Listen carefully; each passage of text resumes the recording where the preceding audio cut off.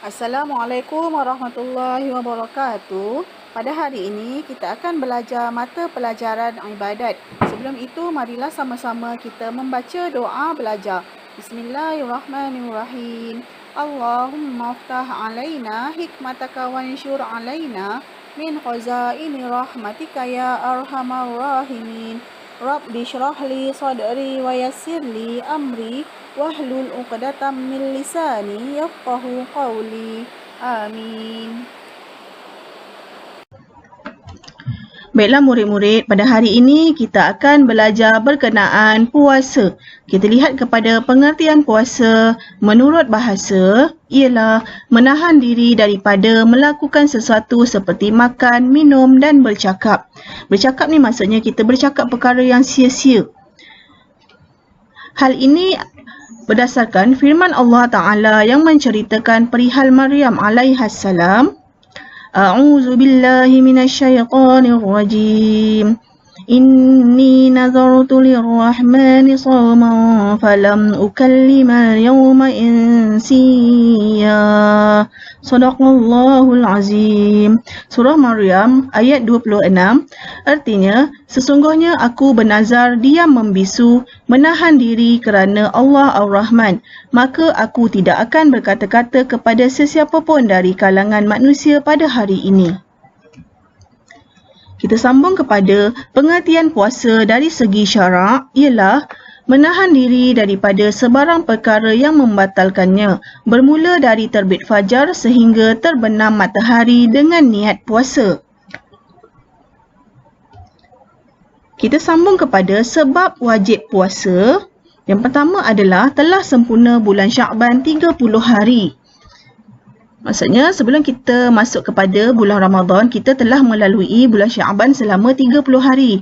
Maka jika habis Sya'ban tersebut jatuhlah pada 1 Ramadan, maka wajiblah berpuasa bagi seluruh umat Islam. Seterusnya yang kedua, bila nampak anak bulan Ramadan. Yang ketiga, kita diwajibkan berpuasa apabila perisytiharan oleh pihak yang berkuasa. Seterusnya, kita akan sambung kepada tempat sama matlaq. Apa itu matlaq? Iaitu adalah tempat terbit bulan. Maka, wajiblah berpuasa.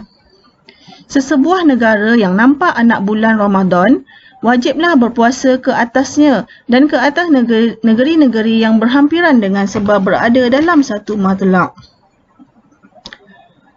Apa itu berbeza matlaq? Iaitu apabila berbeza matlaq, tidak wajib berpuasa. Sekiranya berbeza matlaq atau berjauhan, yang ini bukan di dalam satu matlaq, tidaklah diwajibkan berpuasa. Jadi matlaq ni adalah tempat terbit anak bulan. Baiklah, seterusnya kita sambung kepada syarat sah puasa. Ada 6 perkara. Yang pertama, Islam. Yang kedua, berakal, maksudnya kitalah seorang yang sempurna, orang Islam yang sempurna yang berakal. Seperti orang gila tidak wajiblah berpuasa. Seterusnya yang ketiga, suci daripada haid dan nifas. Yang keempat, niat puasa. Yang kelima, menahan diri daripada perkara-perkara yang membatalkan puasa. Dan yang keenam, masuk waktu atau wujud sebab yang mewajibkan puasa. Jadi syarat sah puasa ada 6 perkara. Baiklah, kita sambung kepada niat puasa. Wajib niat puasa pada tiap-tiap malam Ramadan. Kita lihat kepada sekurang-kurang niat puasa Ramadan. Maksudnya niat puasa yang pendek adalah seperti nawaitu shauma Ramadan, yang bermaksud sahaja aku berpuasa Ramadan. Seterusnya, ini adalah niat puasa Ramadan yang sempurna yang biasa kita amalkan, iaitu nawaitu shauma ghadin an adai fardhi ramadana hadhihi sanati lillahi ta'ala. Artinya, sahaja aku puasa esok hari daripada menunaikan fardu Ramadan tahun ini kerana Allah Ta'ala. Seterusnya, kita sambung kepada contoh niat puasa sebulan. Nawaitu shauma syahri Ramadan kullihi lillahi ta'ala. Artinya, sahaja aku berpuasa sebulan Ramadan sekaliannya kerana Allah Ta'ala. Baiklah, kita akan sambung kepada perkara-perkara yang membatalkan puasa. Yang pertama, memasukkan sesuatu ke dalam rongga dengan sengaja walaupun sedikit seperti sebiji lenga iaitu bijan atau setitik air atau menelan kahak yang telah dikeluarkan hingga had yang zahir. Yang kedua, muntah dengan sengaja. Yang ketiga, jima' dengan sengaja. Ini adalah berlaku kepada pasangan suami isteri. Yang keempat, mengeluarkan mani dengan sengaja.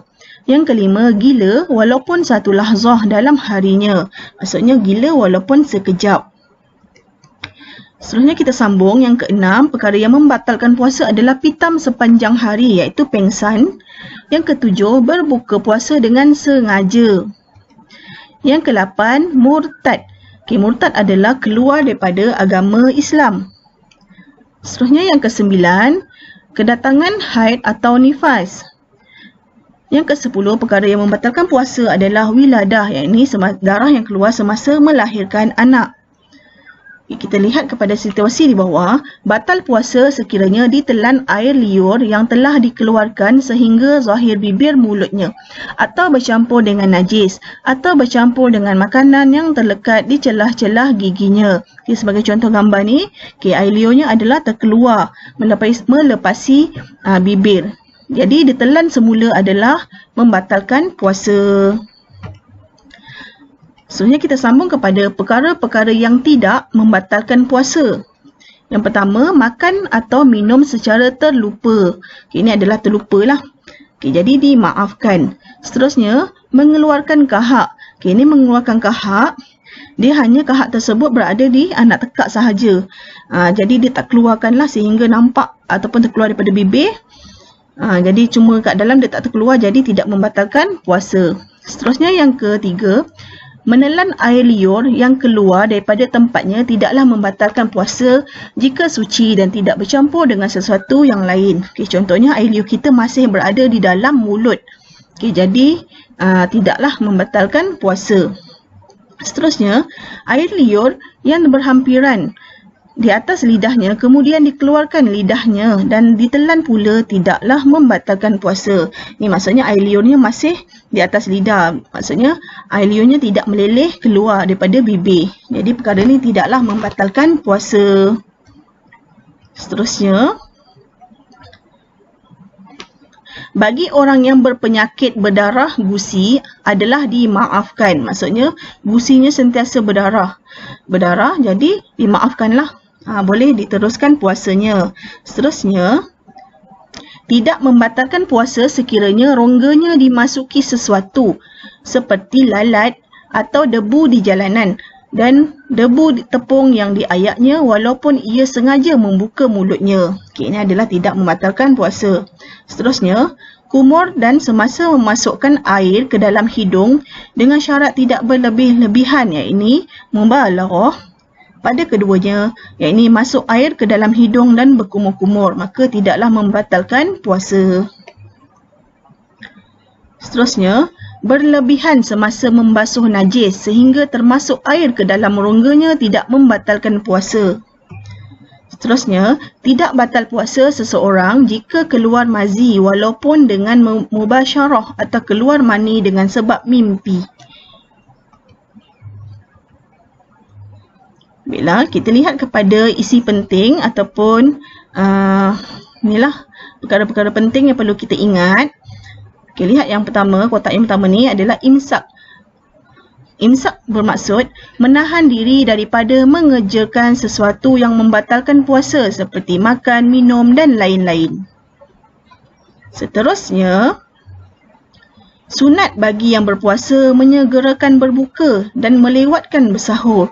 Maksudnya apabila masuk waktu buka, kita kena segera berbuka. Tak boleh melengah-lengahkan. Dan apabila bersahur, kita sunat untuk melewatkan waktu sahur. Seterusnya, harus berbuka dengan ijtihad seperti berpandu kepada wirid sebagaimana solat dan dengan yakin seperti nampak matahari sudah terbenam. Yang penting kita kena yakin bahawa waktu berbuka sudah masuk. Seterusnya, dibolehkan makan sahur walaupun dengan syak. Syak bermaksudnya ragu-ragulah. Okey, seterusnya ini saja kita punya pembelajaran kita pada hari ini. Saya harap murid-murid semua memahami mengenai pelajaran berpuasa. Kita akan sambung bahagian seterusnya pada minggu hadapan. Saya harap semua rajinlah belajar dan ulang kaji pelajaran untuk menjadi murid yang disayangi Allah, Rasulullah, ibu bapa dan guru. Assalamualaikum warahmatullahi wabarakatuh.